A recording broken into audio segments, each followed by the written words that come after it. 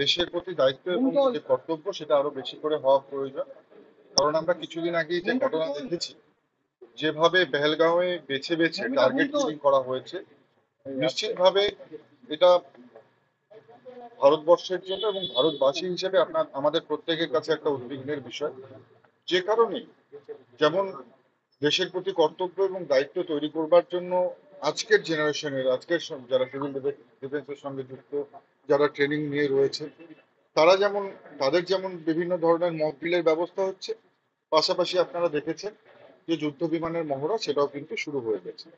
অতএব আমরা এটা বলতেই পারি যে যে কোনো রকমের চ্যালেঞ্জের জন্য আমাদের দেশ পুরোপুরি প্রস্তুত, এবং দেশ যেভাবে মোদিজির নেতৃত্বে এগিয়ে চলেছে, বিশ্বের দরবারে যেভাবে সমাদৃত হয়েছে, এবং সেই সঙ্গে সঙ্গে সামরিক দিক থেকে যেভাবে শক্তিশালী হয়েছে।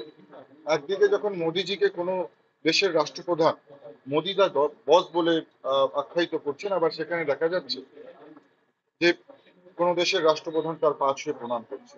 অতএব বোঝাই যাচ্ছে যে ভারতবর্ষ শুধুমাত্র রাজনৈতিকভাবে বা আর্থিকভাবে সক্ষম একটি দেশ নয়, সামরিকভাবেও শক্তিশালী একটি দেশ, এবং যে কোনো ধরনের উগ্রবাদের মোকাবিলা করবার জন্য সবসময় প্রস্তুত থাকে, এবং দেশের সাধারণ মানুষের মধ্যে সেই জাগরুকতা তৈরি করার জন্য সমস্ত ধরনের যে ব্যবস্থা, সেই ব্যবস্থা কিন্তু গ্রহণ করা হচ্ছে।